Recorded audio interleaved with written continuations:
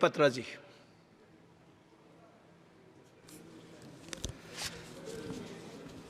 आप सभी को प्रणाम। पीठासीन महोदय, आपको बहुत धन्यवाद। राष्ट्रपति महोदया के अभिभाषण पर आपने मुझे धन्यवाद प्रस्ताव पे बोलने का सुअवसर दिया है।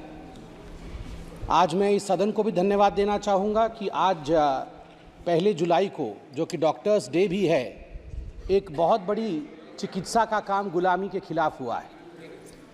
गुलामी की मानसिकता जिसमें बचपन से हम आईपीसी और सीआरपीसी सुना करते थे, अब हम आईपीसी और सीआरपीसी नहीं सुनेंगे, हम भारतीय न्याय संहिता सुनेंगे, हम भारतीय नागरिक सुरक्षा संहिता सुनेंगे। स्वाभाविक रूप से ये एक बहुत बड़ा बदलाव है।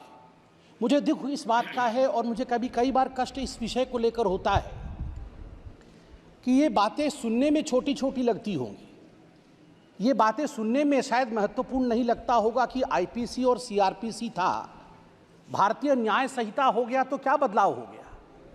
ये एक बहुत बड़ी छलांग है, ये मानसिकता में परिवर्तन है। आप सोच के देखिए, अंग्रेजों द्वारा बनाया गया कानून घसीटते हुए हम हिंदुस्तान के 75 वर्ष आज़ादी के हो गए थे, फिर भी हम उसे घसीटते हुए ले जा रहे थे।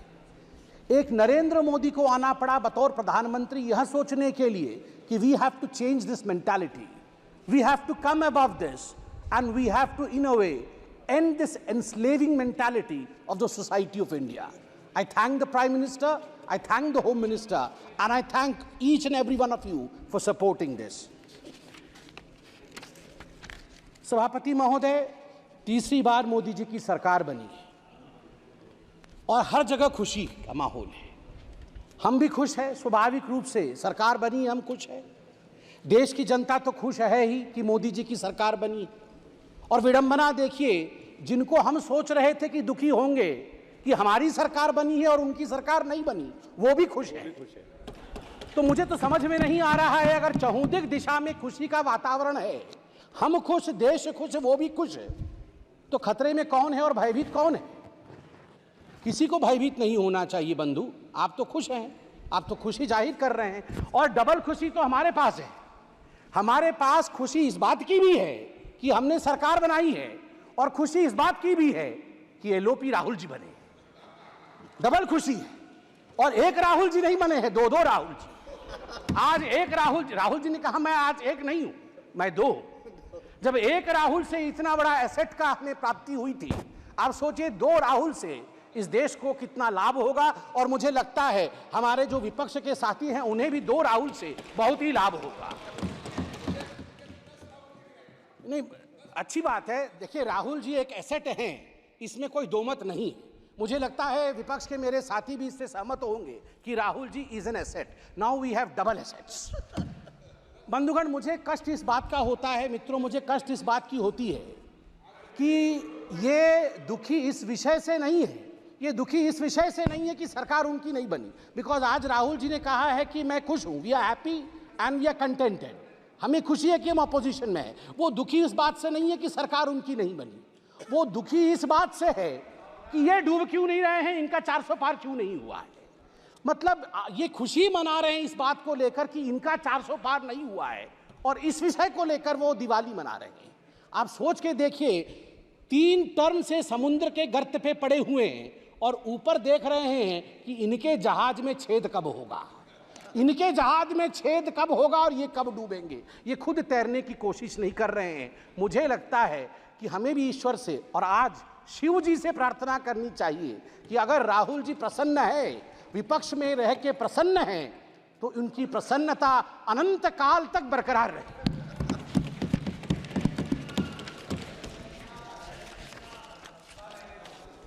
सभापति महोदय, मैं पहली बार सांसद बन के आया हूं। इससे पहले आप लोगों ने कई बार टीवी में देखा होगा। मुझे एक विषय, और ये पक्ष विपक्ष का विषय नहीं है, जब मैं 2010 में बैठता था टीवी पर और डिबेट्स होती थी, तो उस समय जब इलेक्शन डिक्लेयर होते थे तो अमूमन जो विषय उभर के आता था, तुरंत टीवी के एंकर्स के विषय में आज बातचीत हुई तो पहला विषय जो उभरता था कि अरे जातीय समीकरण क्या है, उस फलाने राज्य में चुनाव होने वाला है, वहाँ का जातीय समीकरण क्या है, वहाँ का धार्मिक समीकरण क्या है। MY समीकरण बनता है कि नहीं, कितने यादव है, कितने मुसलमान है, कितनी पिछड़ा वर्ग है, कितना अगड़ा वर्ग है, इस समीकरण से क्या हम सरकार बना पाएंगे? कौन सी पार्टी सरकार बनाएगी? टुडे आई कैन प्राउडली से that this narrative has been forever killed by the Honorable Prime Minister, Mr. Narendra Modi ji's narrative of development. For the first time in the Indian polity's history, the narration today is how many toilets have been constructed, how many Awas Yojanas have been sent to the poor people. पहली बार आज देश में चर्चा का विषय बना है कि देश में आज 12 करोड़ शौचालय है। देश में आज आवास योजना के माध्यम से 4 करोड़ घर पहुंचाए गए हैं। आज पीएम ग्राम सड़क योजना के माध्यम से 7,45,000 किलोमीटर सड़क बनी है। जल जीवन मिशन के माध्यम से 13 करोड़ घरों तक टैप वाटर पहुंचाया गया है। आज ODF 4 लाख से अधिक गांव आज ओपन डिफिकेशन फ्री ग्राम घोषित किए गए हैं।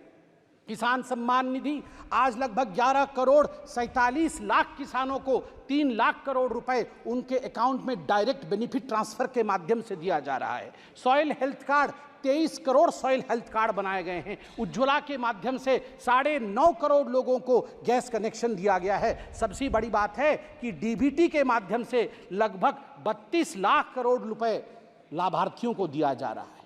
याद करिए, एक ऐसा समय था जब तत्कालीन प्रधानमंत्री राजीव गांधी कहते थे मैं 100 पैसे भेजता हूं, 1 रुपए भेजता हूं, तो मात्र 18 पैसे नीचे पहुंचते हैं, बाकी बीच में ही समाप्त हो जाते हैं। आज मैं गर्व से कह सकता हूं कि प्रधानमंत्री नरेंद्र मोदी 100 पैसे पहुंचाते हैं तो 100 का 100 पैसा गरीब तक पहुंचता है, उसके अकाउंट तक पहुंचता है, कोई बिचौलिया खा नहीं सकता है। सभापति महोदय, आज डेमोक्रेसी को लेकर, लोकतंत्र को लेकर बहुत सारी बातें हुई हैं। और आज ही से नहीं, जिस दिन से ओथ टेकिंग चल रहा है, जिस दिन से शपथ समारोह चल रहा है, उसी दिन से लोकतंत्र को लेकर, संविधान की प्रतियों को लेकर बहुत बातें हो रही है। मैं जगन्नाथपुरी से आता हूं और आज मैं गर्व से यहां जय जगन्नाथ कहते हुए कहता हूं कि लोकतंत्र का जन्म जगन्नाथ धाम में ही हुआ। मैं बताऊंगा, वैज्ञानिक दृष्टिकोण से बताऊंगा क्यों हुआ। लोकतंत्र का जन्मदाता जगन्नाथ धाम है। जगन्नाथ मंदिर ने कलिंग के समय लोकतंत्र स्थापित किया। कलिंग अंग बंग कलिंग कहा जाता है। कलिंग के नरेश, कलिंग के राजा, कलिंग के सब कुछ भगवान जगन्नाथ है। वो तो जगत के नाथ हैं, वो तो ब्रह्मांड के नाथ हैं, मगर कलिंग में हम मानते हैं कि हमारे सर्वे सर्वा नारायण स्वयं हैं, जगन्नाथ है। वो रत्न सिंहासन पर बैठते हैं, रत्न सिंहासन से कलिंग का आसन वो संभालते हैं। उनका प्रतिनिधि वहां के गजपति महाराज होते हैं। मगर आप देखिए सुंदरता, लोकतंत्र का जन्म कैसे होता है। जगन्नाथ महाराज भी राजाधिराज जगन्नाथ, इस जगत के नाथ जगन्नाथ रत्न सिंहासन को त्याग करके साल में एक बार वो रथारूढ़ होते हैं। वो कहते हैं मैं गरीबों से मिलने जाऊंगा, उनके घर तक जाऊंगा, जो मेरे पास नहीं आ सकते हैं मैं उनसे मिलूंगा। यही लोकतंत्र है, यह प्रजातंत्र है। और जब रत्न सिंहासन त्यज करके जगन्नाथ रथारूढ़ होते हैं, रथ पर आते हैं, तो गजपति महाराज, उड़ीसा के जो महाराज हैं, वो अपने हाथ में झाड़ू लेकर खुद जगन्नाथ के आगे झाड़ू चलाते हैं। उस दिन वो सफाई कर्मचारी बन जाते हैं। और गर्व के साथ मैं उत्कल पुत्र उड़ीसा का निवासी कह सकता हूं, इसी कारण से उड़ीसा में जाति प्रथा नहीं है, क्योंकि हमारे राजा को झाड़ू पकड़ना पड़ता है। जगन्नाथ के सामने लोकतंत्र चलती है और लोकतंत्र की जगन्नाथ की भूमि में राजा भी झाड़ू मारने के लिए बाध्य है। उसे छेरा पहरा कहते हैं। 7 तारीख को रथ यात्रा है, आप देखेंगे राजा स्वयं झाड़ू मार रहे होंगे और तभी जगन्नाथ आगे बढ़ेंगे। यह लोकतंत्र की महिमा है। जब तक सनातन है तब तक लोकतंत्र रहेगा भारतवर्ष में। जगन्नाथ धाम एक ऐसा धाम है, लोकतंत्र के सीख के लिए, अध्यात्म की सीख के लिए आदि शंकराचार्य से हम सब के गुरु नानक महाराज जी ने भी वहां पधारा था। नीलकंठ वर्णी जी ने भी वहां पधारा था। ऐसे कोई गुरु नहीं जो वहां नहीं आए और वहां से शिक्षा दीक्षा लेकर नहीं गए। और आज मैं फक्र के साथ कह सकता हूं, मेरे प्राजी वहां बैठे हुए हैं सभी, जब 1506 में गुरु नानक देव जी जगन्नाथपुरी आए थे और जब वो अंदर गए थे मंदिर भगवान के दर्शन करने, उस समय आरती चल रही थी। उस भव्य आरती को देखने के पश्चात अनायास ही गुरु नानक देव जी के मुख से आरता निकला था, जो अपने आप में आज इतिहास है। गगन में थाल रव चंद दीपक बने, तारका मंडल जनक मोती, धूप मले आन लो पवन चवरो करे, सगल बन राय फुलंत ज्योति, कैसी आरती होए भव कंडना तेरी, कैसी आरती होए अनहद शब्द बाजत भेरी, कैसी आरती होए तेरी। गुरु नानक देव जी कह रहे कैसी आरती तेरी, भव्य आरती है। भव खंडना, भय खंडन करने वाला। आप सोच के देखिए, आज भय के विषय में बात हो रही है। अनादि काल से इस भय को खंडन करने का काम महादेव ने किया है। इस भय को खंडन करने का काम उस सनातन ने किया है, जिस सनातन को मिटाने के विषय में आज ये लोग कह रहे थे और अनेकों वर्षों से सनातन के विरोध में कह रहे थे। मैं केवल और कुछ शब्द कह के अपने विषय को शांत करूंगा। सभापति महोदय, आज मुझे बड़ी तकलीफ हुई कि हिंदू धर्म को लेकर आज यहां पर जिस प्रकार से विषय रखा गया है, यह अनुचित है। आज यहां राहुल गांधी जी ने सभी के सामने कहा कि हिंदू धर्म को मानने वाले जो अपने आप को हिंदू कहते हैं वो हिंसक है। मैं गर्व से कहता हूं मैं हिंदू हूं और मैं हिंसक नहीं हूं। मैं गर्व से कहता हूं मैं हिंदू हूं और मैं हिंसक नहीं। आप हिंसा मत करिए। मैं हाथ जोड़ के कहता हूं आप हिंसा मत करिए, प्लीज। शाब्दिक हिंसा मत करिए। सब लोग शांत होकर बैठिए। राहुल जी ने ऑन रिकॉर्ड कहा है जो अपने आप को हिंदू कहते हैं वो हिंसक है। ऑन रिकॉर्ड राहुल जी ने कहा है जो अपने आप को हिंदू कहते हैं वो हिंसक है। मैं ये कह दूं यहां पर, हिंदुओं ने कभी हिंसा नहीं की। सर्वे भवन्तु सुखिनः, सर्वे सन्तु निरामया, सर्वे भद्राणि पश्यन्तु, मां कश्चित् दुःख भाग् भवेत्। हमेशा ब्रह्मांड की कल्याण की चिंता हिंदुओं ने की है। मुझे कष्ट इस बात का भी हुआ कि डीएमके ने आज हिंदुओं पे पुनः यहां आघात किया है।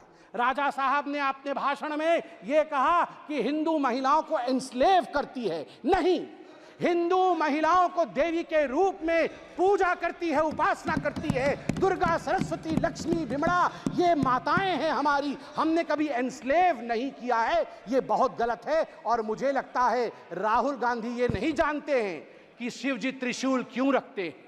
राहुल गांधी जी ने कहा शिव जी का त्रिशूल नॉन वायलेंस का त्रिशूल है। ना राहुल जी, हमारे सभी देवी देवता एक हाथ में शास्त्र रखते हैं और दूसरे हाथ में दंड या शस्त्र भी रखते हैं। यदि शास्त्र का पालन ना हो, धर्म का पालन ना हो, तो फिर शस्त्र उठा करके दंड देने का संवैधानिक प्रयोजन अनादिकाल से हमारे देवी देवताओं के पास था। इसलिए भय बिनु प्रीति नहीं हो सकता है।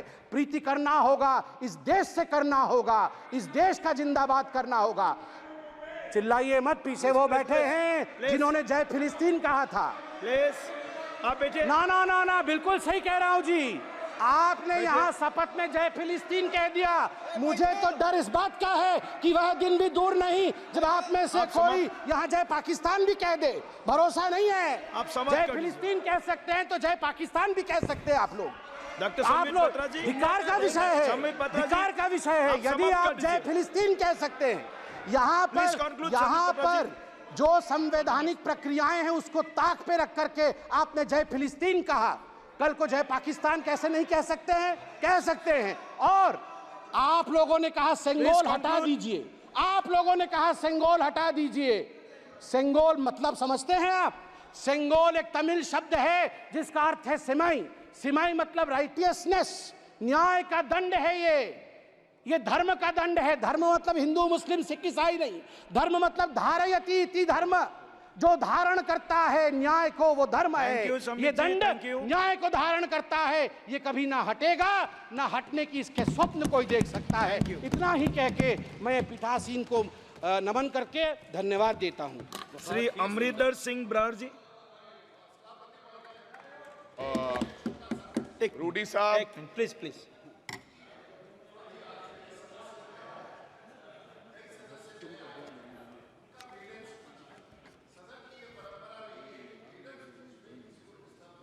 यस, गलत बोलोगे तो क्यों नहीं होगा? नहीं गलत क्यों? रूडी साहब